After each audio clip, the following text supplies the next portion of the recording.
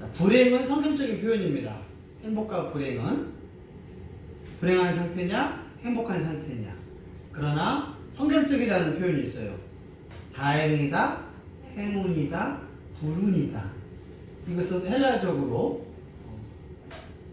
행운이 돌아다니다가 나한테 오는 날, 불운이 돌아다니다가 나한테 오는 날. 그건 이제 헬라에서 온 우연히 일어난다는 사건이고, 성경에서 불행하다, 행복하다는 되게 성경적인 표현이에요. 그러나 인간은 죄로 인하여 불행하게 되었다라고 가르쳐주고 있습니다. 웨스트민스터 소요리 문답 제19문 질문은 사람이 타락한 상태에서 맛보는 불행은 무엇입니까? 예, 답 같이 읽습니다. 모든 인류가 타락함을 인하여 하나님과의 교제가 끊어집니다. 또한 그의 진노와 저주를 받아 금생에서 모든 불행과 사망을 당하고 내세는 영원히 지옥의 고통을 받게 되는 것입니다. 죄로 인하여 생긴 그 불행, 이 땅에 살아가는 것을 금생이라고 하거든요. 금생에서의 불행이 뭐냐? 불행과 사망. 사람이 죽게 되고 장례식을 가게 되고 이런 것들을 죄로 인하여 생긴 불행이라고 합니다. 또 죽고 나서는 끝이 아니에요. 죽고 나서 삶을 내세라고 하는데 영원히 지옥에서 고통을 받게 되는 것, 이것이 죄인의 불행, 죄인의 결말입니다. 그래서 모든 사람은 아담으로부터 공통으로 죄를 물려받고 같은 죄인으로 시작하기 때문에 이 땅에서 행복은 잠깐이에요. 세상에서 말하는 행복은 뭐겠어요? 먹는 거, 자는 거, 일하는 거, 집 사는 거, 핸드폰 사는 거, 잠깐. 집을 사면 영원히 기뻐하는데 1년밖에 못 간대요. 핸드폰 샀지만 여러분들이 한 달밖에 안 가요. 시험에서 아무리 공부 잘해도 별로 오래 못 가요. 맛있는 거 먹어봤자 먹는 순간에 10분 있으면 다시 배불러서 죽으려고 그래 또. 그러니 죄로 말미암아 인간은 불행하다. 사망이 왔다. 왜 이렇게 불행하고 힘들냐고요? 죄로 말미암아 사망이 오고 불행해지기 때문에. 뿐만 아니라 이 땅에서 불행과 사망 가운데서 죽으면 뭐가 기다리고 있느냐? 영원한 지옥의 고통이 기다리고 있습니다. 여기서 벗어나는 길은 구원밖에 없다. 여기서 나를 구원해 줄 자가 누구냐? 예수님밖에 없다. 예수님 믿는 자는 지옥의 고통이 아니라 하늘에서 내세에서 하나님과 함께함으로 행복을 바라볼 수 있음을 가르쳐주고 있습니다. 같이 읽습니다. 죄의 삭은 사망이요 하나님의 은사는 그리스도 예수 주 안에 있는 영생입니다. 죄의 삭은 불행, 사망이고 하나님의 은사는 예수님 믿음 안에서 부활의 생명을 산다는 게 복음이라고 가르쳐주고 있습니다. 자, 세부적으로 타락한 인간은 하나님과 교제가 끊어졌습니다. 불행의 시작은 창조주 하나님이랑 교제가 끊어진 걸 불행의 시작이라고 합니다. 하나님과 인간이 처음에 교제하도록 하나님이 창조했습니다. 아담과 하와를 만드시고 같이 살고 교제하고 에덴 동산에서 교제하게 됐는데 하나님이 인간이랑 함께 할 수 없게 된 거예요. 뭐 때문에요? 죄 때문에.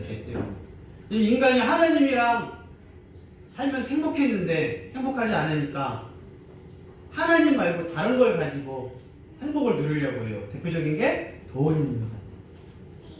하나님이 없다 보니까 돈이 더 필요하게 돼요. 하나님이 없다 보니까 뭘 찾게 돼요? 술, 마약, 행복을, 돈으로 행복을 찾게 되고 돈으로 술을 사고 마약을 사서 행복을 누리려고 해요. 또 행복하지 않으니까 기쁨이 없으니까 쾌락을 찾는 거예요. 하나님 없는 자의 모습. 결국 돈, 술, 마약, 쾌락을 하는데 영혼의 갈증만 더해요. 술 먹으면 끝이 아니라 더 먹어도 갈증만 나. 돈 해도 더 갈증이 나요. 쾌락을 해도 나중엔 쾌락도 즐겁지 않아요. 결국 뭘 택해요?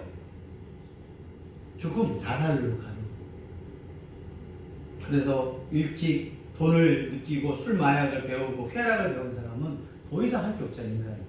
하나님을 찾기도 싫고 결국 갈증이 심하니까 해서는 안 될 최후의 선택을 하게 됩니다. 이 모든 건 뭐라고요? 타락한 인간은 하나님과의 교제가 끊어졌기 때문입니다. 세상의 모든 쾌락을 누려본 솔로몬 왕의 고백 다 누려봤어요.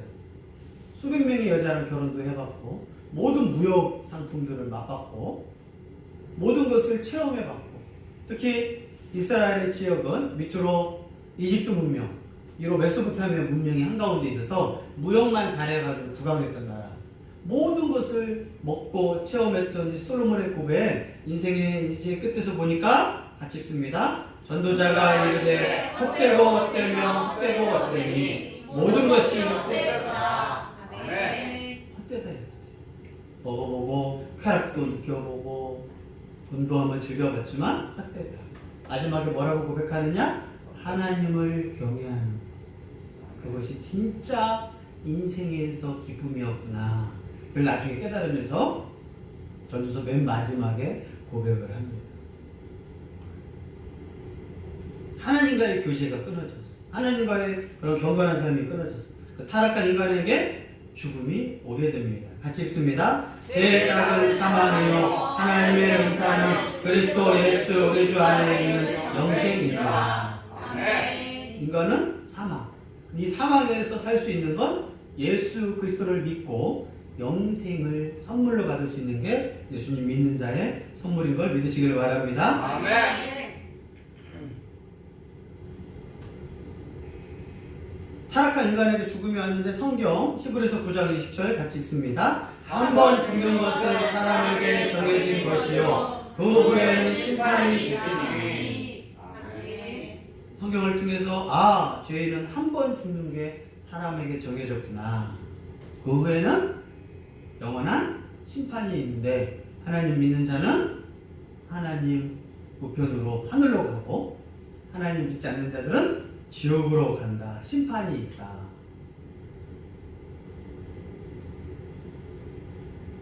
죄인이 죽으면 지옥 형벌이 기다려지게 됩니다. 성경에 보니까 손에 키를 들고 자기의 타작마당을 정하게 하사 알곡음과 하늘 곳간에 들이시고 믿지 않는 자는 꺼지지 않는 지옥불에서 태우시리라. 마태복음 3장 12절에 말을 했고 마가복음 9장 48절에는 거기에서는 구더기도 죽지 않고 불도 꺼지지 아니하느니라. 지옥을 설명하고 있습니다. 또 마태복음 25장 30절 이 무익한 종을 바깥 어두운 데로 내쫓으라. 거기서 슬피 울며 이를 갈리라 하니라. 지옥을 또 설명해 주고 있고 마태복음 25장 41절 또 왼편에 있는 자들에게 이르시되 저주를 받은 자들아 나를 떠나 마귀와 그 사자들을 위하여 예비된 영원한 불에 들어가라. 또 하나님을 이 땅에서 살 때 하나님을 믿지 않는 자들 또 사탄과 마귀가 그 예비된 지옥불에 들어간다라고 가르쳐주고 있습니다. 또 그들을 미혹하는 마귀가 불과 유황못에 던져지니 거기는 그 짐승과 거짓 선지자도 있어 세세토록 밤낮 괴로움을 받을 것이다. 계시록에 설명되고 있습니다. 사탄 마귀는 예수님 재림하셔서 최후 심판하는 날 영원한 지옥 형벌에 들어간다고 가르쳐주고 있습니다.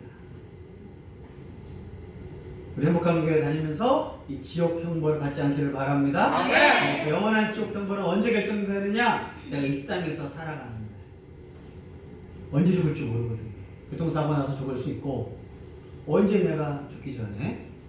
죽음은 끝이 아니라 죽어서도 하나님 앞에서 심판을 하셔서 믿었구나, 영생이 있구나, 아니면 영원한 지옥에서 고통을 받으리라고 영혼이 죽자마자 지옥으로 갈 것을 여러분이 깨닫기를 바랍니다. 같이 읽습니다. 그러나 두려워하는 자들과 믿지 않는 자들과 흉악한 자들과 살인자들과 음행하는 자들과 검술 자들과 우상 숭배 자들과 거짓말하는 모든 자들은 불과 유황으로 타는 곳에 던져지니 이것이 둘째 사망이다.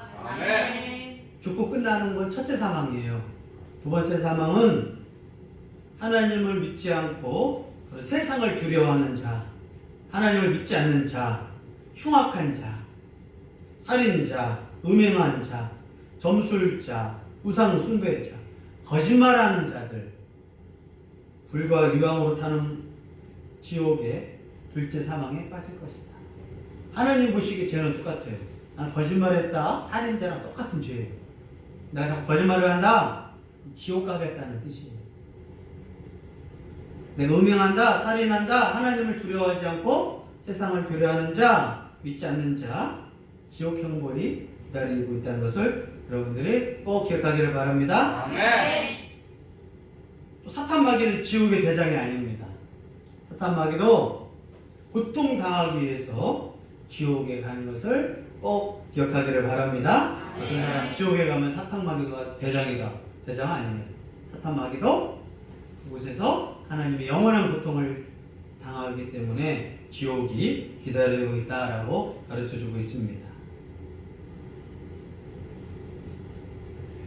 왜 이렇게 되느냐? 하나님은 죄를 미워하시기 때문에. 제일 싫어하는 건 하나님은 죄입니다. 하나님은 거룩하셔서 죄가 같이 할 수가 없어요. 하나님이 죄를 지으면 하나님도 거룩이 깨지거든요. 하나님은 거룩하시다. 그래서 죄를 같게 할 수도 없고 죄를 미워할 수도 없어요. 그래서 유대교의 장례 문화는 장례를 저주로 인식합니다. 그래서 장례식에서 오래 못 있게 해요. 장례식은 어떤 것이에요? 저주받은 것이 하나님입니다. 그래서 죽음은 죄의 값이다. 장례식에서 너무 슬퍼하기도 안 해요. 너무 슬퍼하면 하나님이 공평하지 않은 것 같잖아요. 이별의 슬픔은 있지만 당연히 누려야 할 죄다. 죽음의 심판이다. 죄를 미워하시는 거예요. 그래서 예수님을 왜 십자가에 보내셨느냐? 죄가 너무 미워. 그 사람들이 죄를 지어. 근데 이 사람들을 구원하고 싶고 살리고 싶으셔. 그럼 어떻게 해요? 예수님을 대신 죽여야 하는 게 죄를 미워하고 죄를 없애는 방법이에요. 그래서 예수님의 십자가가 바로 죄를 미워하신다는 것을 가장 뚜렷하게 보여주는 거예요. 사람을 구원하고 싶지만 아무리 하나님이지만 사람을 구원할 수가 없어요. 구원하려면 대신 그 죄를 죽여야 하거든요. 그래서 예수님이 십자가를 대신 지게 된 겁니다. 인간의 죄를 대신하는 형벌. 하나님의 사랑을 받기 위해선 그 죄를 대신해야 돼요. 죄를 없애야 돼요. 예수님은 그 십자가를 지신 것입니다. 그 십자가는 죄 용서를 위해 꼭 필요한 최소한의 고통. 예수님께서 오셔서 인간의 죄를 대신해서 형벌을 당하시고 그 죄를 미워하는 하나님께서 예수님을 십자가에 죽이고 우리는 그 예수님이 대신 죽은 걸 통해서 다시는 죄 짓지 않겠습니다 라는 뜻이 십자가라는 것을 꼭 명심하기를 바랍니다. 아멘. 십자가를 통해서 죄는 이토록 끔찍하다. 하나님이 독생자 외아들 예수님을 죄가 얼마나 끔찍해서 이들을 살리기 위해서 우리는 구원받기 위해서 아무것도 한 게 없지만 우리가 원하는 건 믿기만 하면 돼요. 하나님 편에서는 죄가 너무나 끔찍해서 자기 아들을 십자가에 죽이는 것, 그것이 하나님의 사랑이다. 우리한테 복음이다 라고 가르쳐주고 있습니다. 이 복음을 믿고 구원에 이르길 바랍니다. 아멘. 자, 예수님의 십자가는 다시요, 하나님이 나를 그토록 사랑하신다는 것, 나를 사랑하기 위해서 예수님을 십자가에 지게 하신 거고, 또 예수님의 십자가는 같이 읽습니다. 예수님께서는 6시간 동안 십자가 위에 계시면서 우리를 위해 고통을 당해 주셨습니다. 십자가를 바라볼 때 우리는 하나님의 크신 사랑을 기억해야 합니다. 하나님이 나를 사랑하는 증거가 어디 있다고요? 십자가. 예수님의 십자가를 보고 하나님이 6시간 동안 고통당하시면서 나를 위해서 크신 사랑. 그래서 하나님 날 사랑합니까? 하나님 뭐라고요? 내가 너를 사랑해서 내 아들 독생자 예수를 십자가에 못 박았다. 이게 가장 큰 작은 사람도 있지만 그동안 하나님이 보살펴준 거 보여준 것도 있지만 나를 사랑합니까? 라고 물으면 하나님은 항상 말하는 거 그래서 내가 내 아들 너를 대신해서 십자가에 못 박았다. 이게 하나님의 가장 큰 사랑이에요. 예수님의 십자가를 보면 뭐라고 하시냐? 하나님 읽습니다. 하나님이 죄를 그토록 미워하시는 것. 예수님 십자가를 보면 나를 사랑하시는구나. 또 죄를 그렇게 미워하시는 것. 예수님의 십자가 상징의 의미입니다. 우리가 십자가를 생각하면 나를 사랑하시는 것.